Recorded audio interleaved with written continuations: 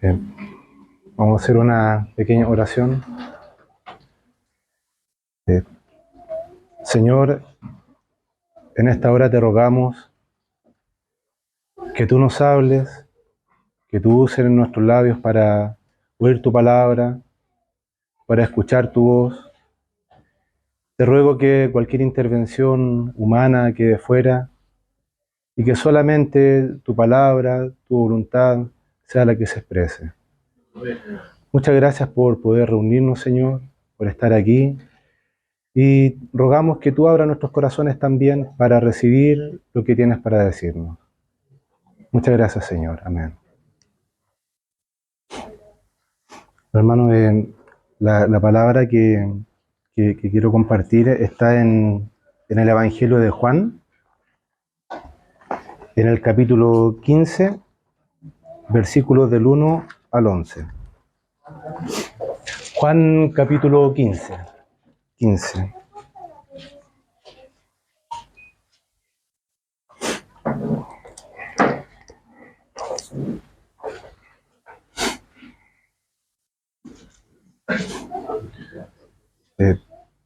Dice,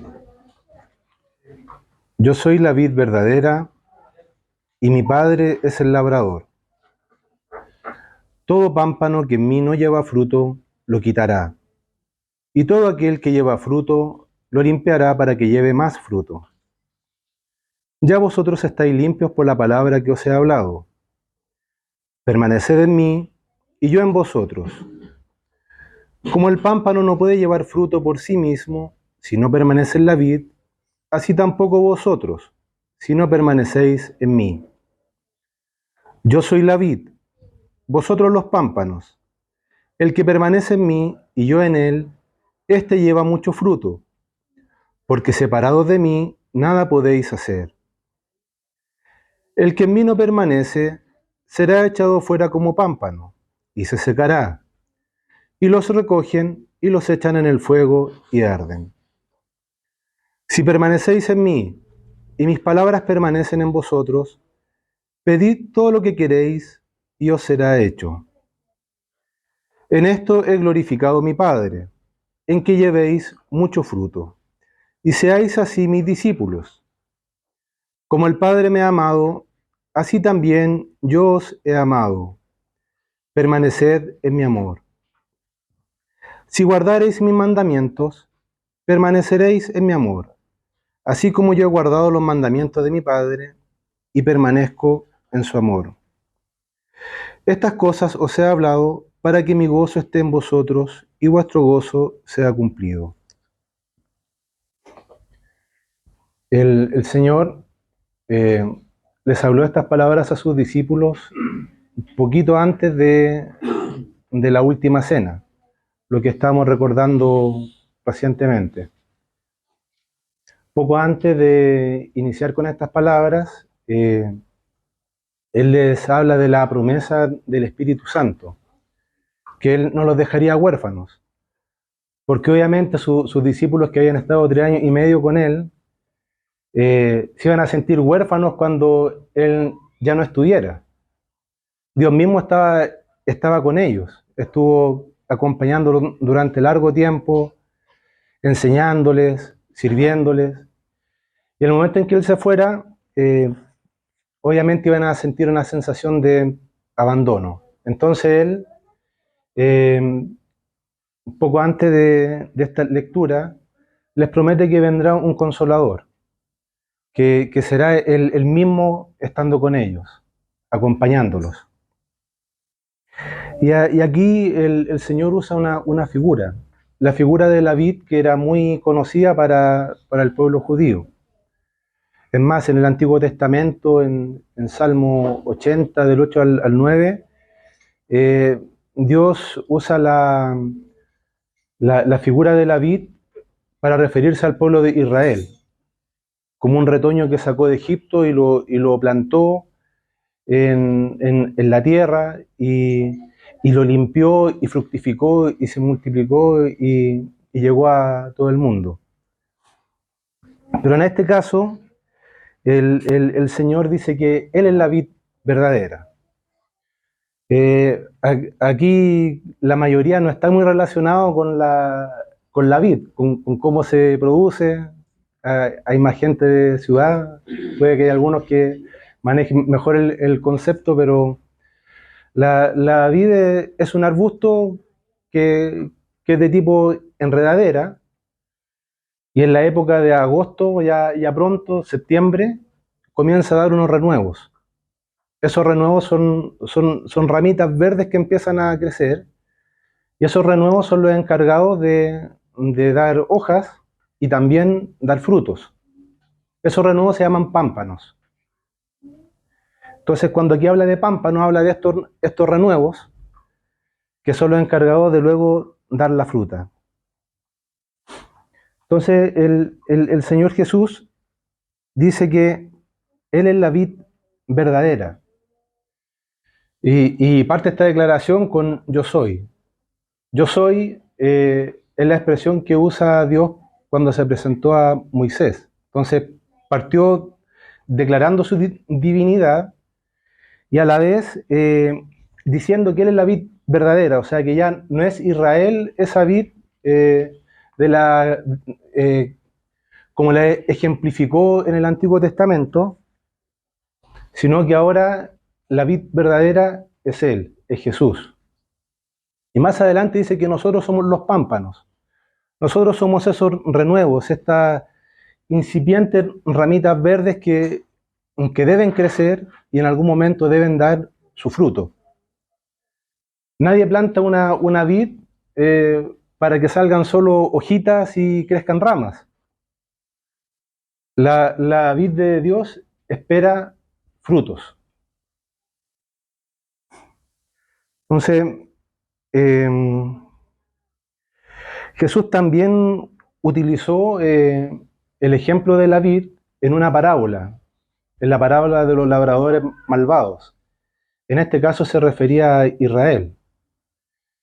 En esta parábola los labradores, por así decirlo, se adueñaron de la vid y cuando él enviaba a sus siervos, que él se refería a los profetas, a todos los que envió anteriormente, los maltrataban a unos, a otros incluso los mataban.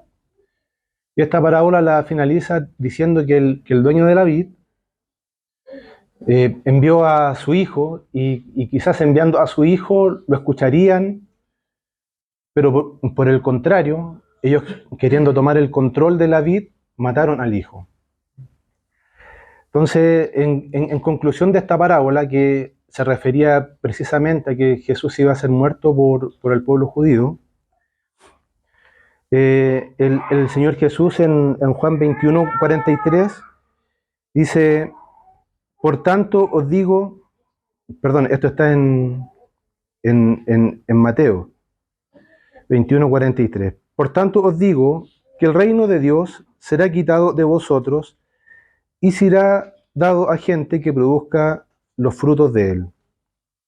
O sea, a Israel les dijo que ellos iban a dejar de ser esa vid y que ahora en esta nueva vid va a injertar o va a dar fruto con la gente que quiera dar frutos de él.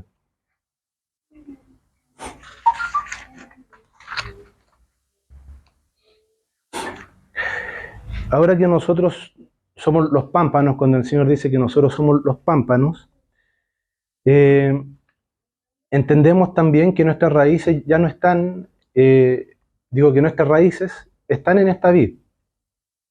Nuestra vida está en esta vid. La vid, en su interior, por su interior corre savia. Esta savia es la que alimenta a los pámpanos.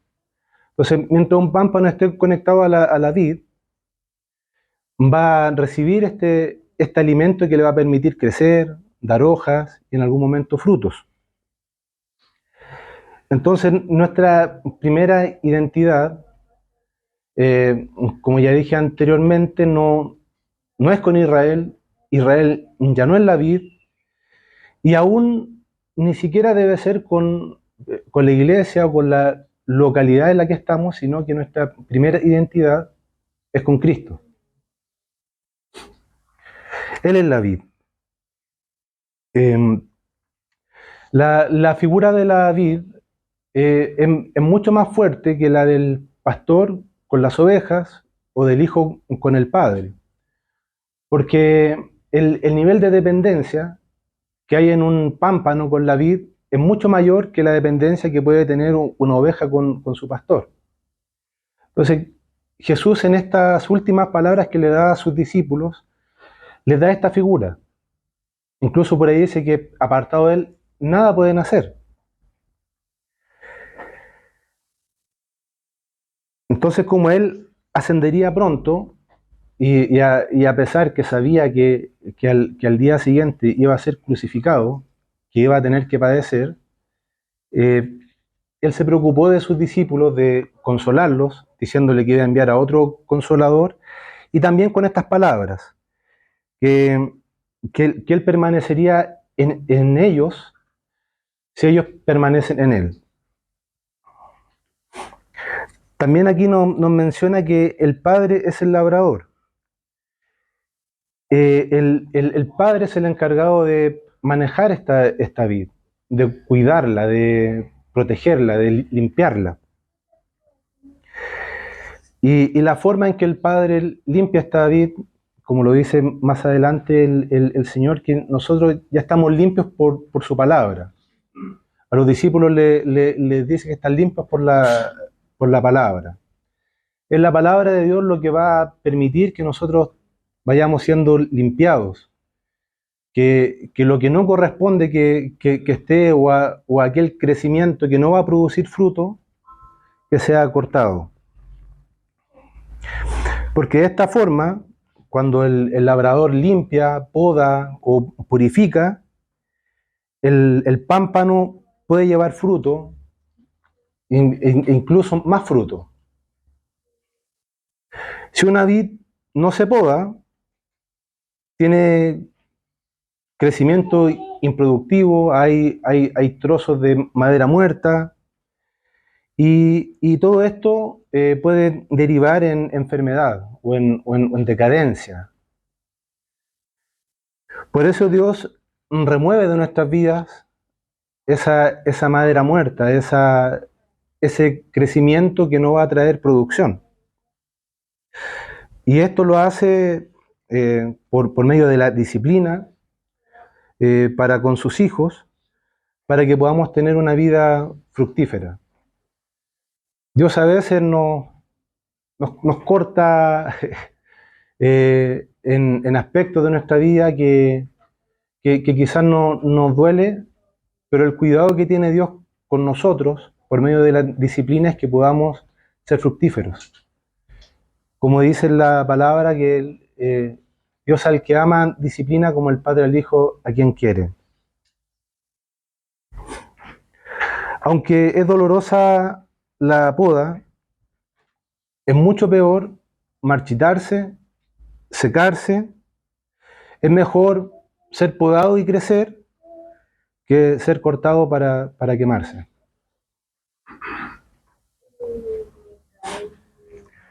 Cuando el Señor dice, permaneced en mí y yo en vosotros, Jesús enfatiza que la relación debe ser mutua. Si bien en la Escritura él dice que Él enviará al Consolador, que el Espíritu Santo habitará en nosotros, pero el Señor también nos dice que nosotros debemos permanecer en Él. Debe haber una acción de nuestra parte. En Apocalipsis 3:20,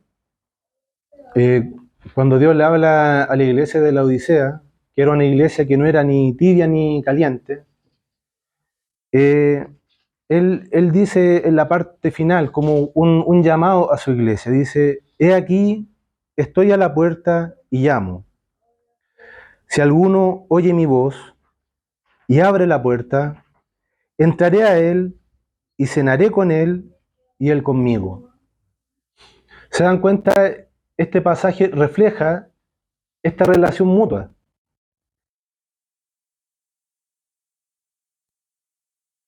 Nosotros, como reacción a ese llamado del Señor, Debemos abrir la puerta, porque si abrimos la puerta, Él entrará en nosotros, cenará con nosotros y nosotros con Él. Debe existir una relación. Esta permanencia en Él es algo que eh, va de nosotros hacia Él y de Él hacia nosotros. No es unilateral. No es que solamente Dios eh, me dé su espíritu y yo no hago nada. Esto es una relación mutua. También hay otro pasaje que dice, acercaos pues a Dios y Él se acercará a vosotros. Nuevamente aquí nos muestra que la permanencia en Él debe ser algo que nosotros debemos hacer un ejercicio de acercarnos a Él. Esto es una elección nuestra. Debemos decidir, nosotros debemos decidir hacer cosas para acercarnos a Dios y que nos mantengan en contacto con Él. Como compartía el domingo anterior el hermano Rodrigo, en Hechos 2:42, cuando los hermanos estaban esperando la venida del Espíritu Santo, se refleja que ellos, dice, y perseveraban. ¿Qué es perseverar? Es permanecer. Puede ser un sinónimo. Perseveraban en la doctrina de los apóstoles, en la comunión unos con otros, en el partimiento del pan y en las oraciones. Este permanecer requieren acciones de este tipo, que nosotros eh, perseveremos en la doctrina, en la palabra del Señor, en la comunión, en estar juntos en torno a Cristo y en el partimiento del pan, que es lo que hicimos hoy, y en las oraciones. Luego nos dice que el pámpano no puede llevar fruto por sí mismo. Entonces uno puede decir, claro, uno sí podría llevar fruto, pero ese fruto no es el fruto que espera el Padre, el labrador de la vid. Si vamos a Gálatas 5,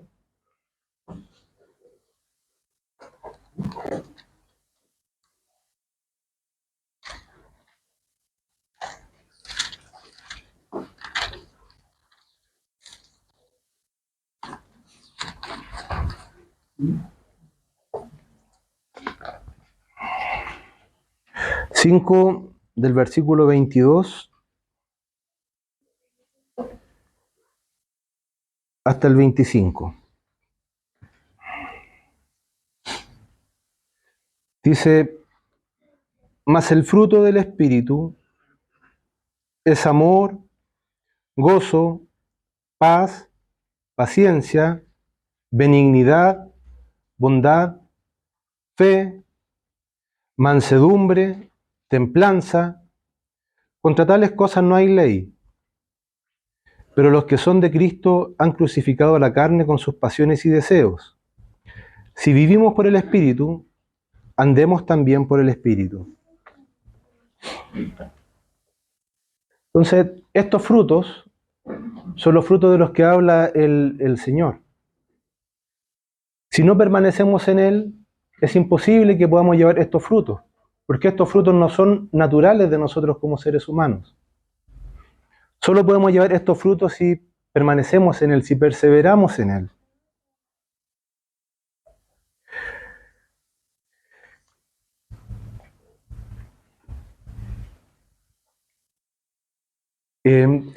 El Señor, eh, aunque un poco reiterativo, Él enfatiza que no es solamente una permanencia de nosotros en Él, sino que también Él permanece en nosotros y nos capacita. Nos capacita para poder dar estos frutos. En Romanos 8, versículo 1,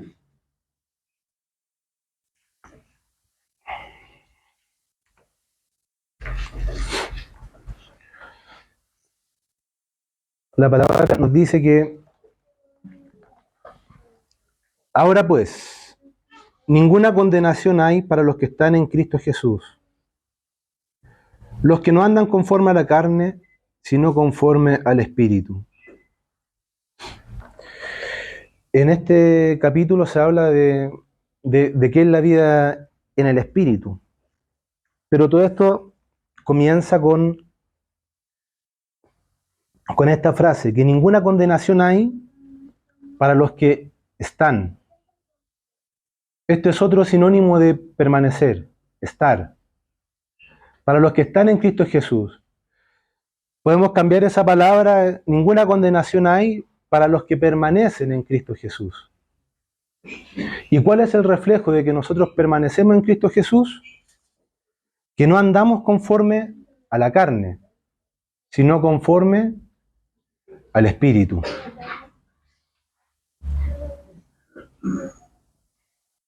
Y el Señor, después que dice que no podemos llevar fruto por nosotros mismos, dice que separados de Él, nada podemos hacer. Y uno puede decir, bueno, yo igual puedo hacer cosas. O sea, hay distintos grupos religiosos que puede que en alguno Cristo ya no esté, pero ellos siguen haciendo cosas. Pero aquí cuando dice, separado de Él, nada podemos hacer, no podemos hacer nada que tenga un peso de gloria. No podemos hacer nada que agrade al Padre, al dueño de la vid. No podemos dar frutos que complazcan al labrador que es Dios y que Él espera recibir estos frutos que mencionamos hace poco, los de Gálatas 5:22, que son los frutos del Espíritu.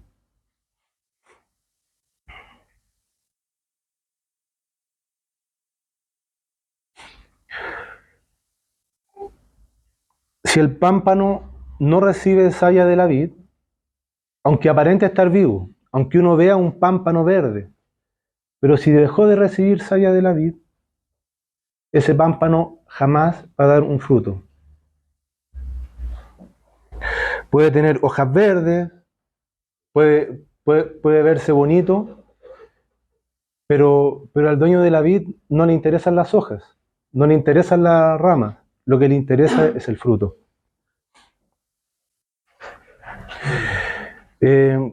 Pablo resume esto de esta dependencia con esta frase: y ya no vivo yo, mas vive Cristo en mí. Eso refleja la experiencia de un pámpano pegado a la vid. Y también hay otra frase que dice, todo lo puedo en Cristo que me fortalece. Si recibimos de la savia, si recibimos del Señor, no hay impedimento para que nosotros podamos agradar el corazón de Dios.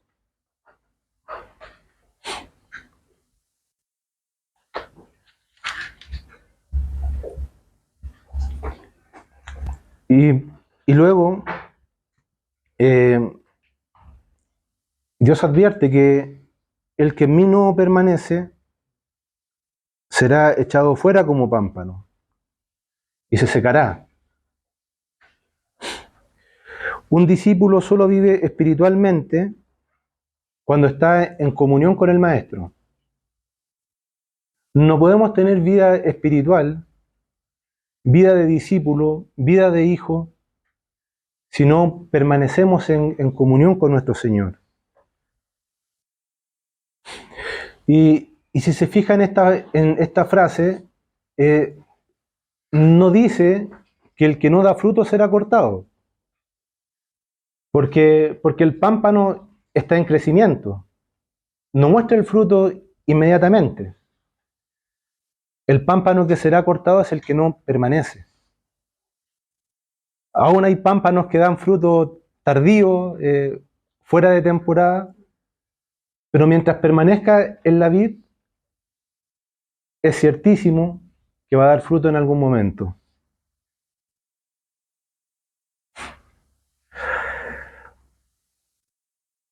Solo los verdaderos discípulos permanecen.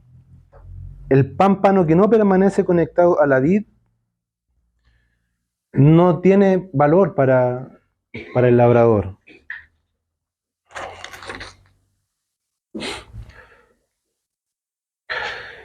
Y aquí la palabra dice que si permanecemos en Él y sus palabras permanecen en nosotros, podemos pedir lo que queramos, dice, y será hecho. Pero aquí viene otra cosa, porque dice, bueno, lo que queramos. Pero si nosotros permanecemos en la vid y su palabra permanece en nosotros, ¿qué vamos a pedir?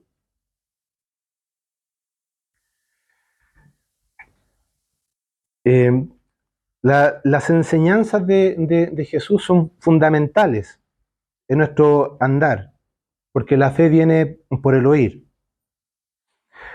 Y si permanecemos en Él y sus palabras en nosotros, pediremos como conviene, pediremos cosas que realmente nos convienen, no vamos a pedir para nuestros deleites, sino que vamos a pedir como nuestro Señor pidió: venga tu reino, hágase tu voluntad. Y el Señor va a responder y se va a hacer como nosotros queremos. Que Él manifieste su vida en medio nuestro. Que nosotros seamos un reflejo de Él aquí en la tierra. Si es que pedimos eso y permanecemos en Él, el Señor lo va a cumplir.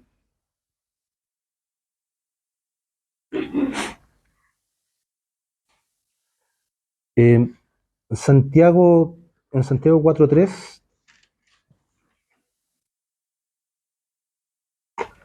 nos habla de esto también. Santiago capítulo 4, versículo 3.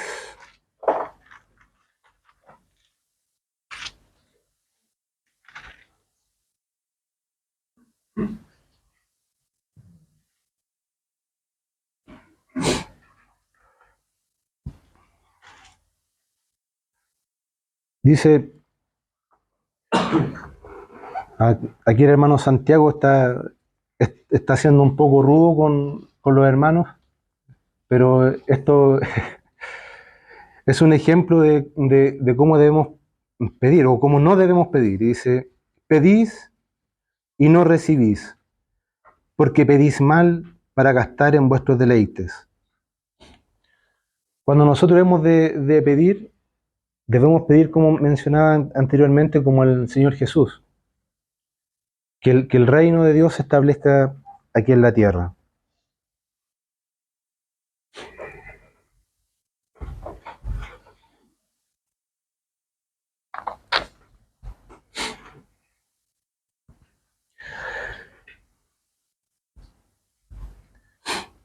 El Señor Jesús en el versículo 9 de Juan 15 dice, como el Padre me ha amado, así también yo os he amado.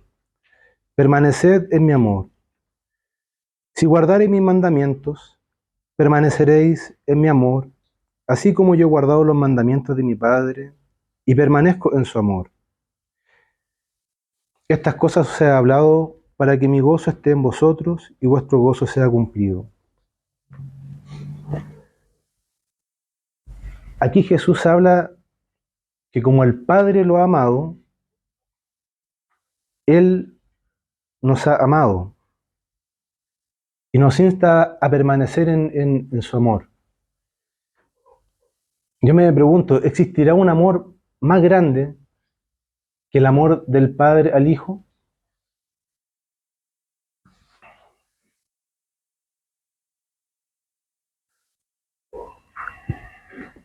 Jesús amó a sus discípulos, él dice como el Padre lo amó a Él. Jesús vino y se dio por completo, se desgastó enseñándoles, guiándolos, protegiéndolos, sirviéndoles.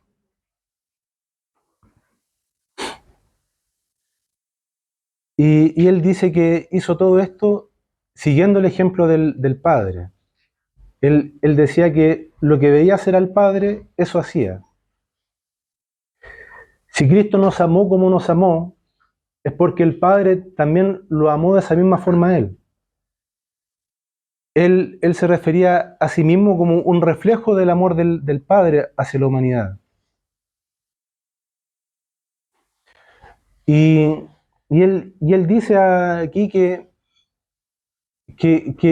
como Él, eh, por así decirlo, retribuyó ese amor del Padre, fue guardando sus mandamientos. Es increíble esa relación, pero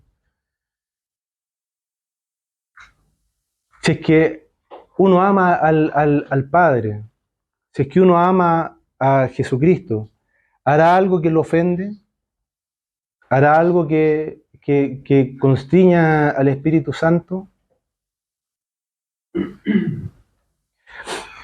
Permanecer en su amor implica guardar sus mandamientos. Un verdadero discípulo obedece sus mandamientos y guarda su palabra. El Señor promete que nuestro gozo estará completo si guardamos sus mandamientos y permanecemos en su amor. El gozo del Señor va a venir cuando nosotros permanezcamos en Él. No va a fluir ese gozo si nosotros caminamos tibiamente, como la Odisea, con un andar tibio que permanecemos a veces no, eh, somos y no somos. Nunca tendremos gozo de esa forma, con un pie en el mundo y un pie en el Señor.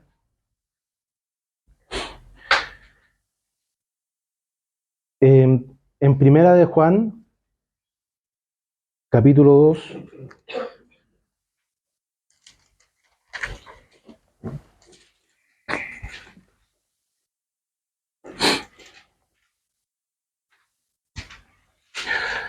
del versículo 1 al versículo 6,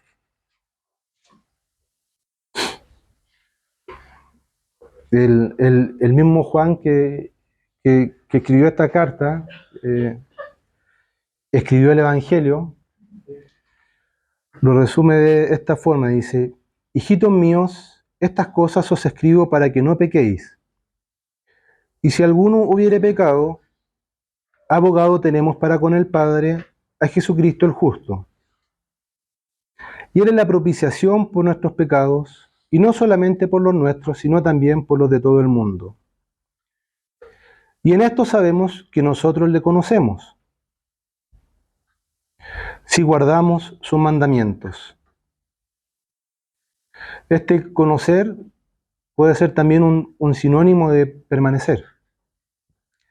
El que dice, yo le conozco, y no guarda sus mandamientos, el tal es mentiroso y la verdad no está en él. Pero el que guarda su palabra, en este verdaderamente el amor de Dios se ha perfeccionado. Por esto sabemos que estamos en él. El que dice que permanece en él, debe andar como él anduvo.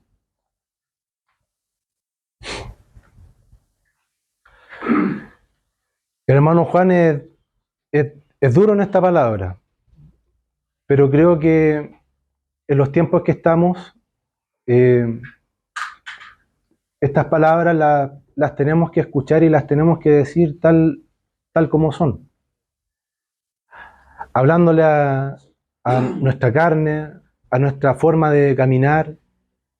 Si es que no hemos caminado, si es que no hemos permanecido, si nuestro caminar no ha sido pegados a la vid que es nuestro Señor,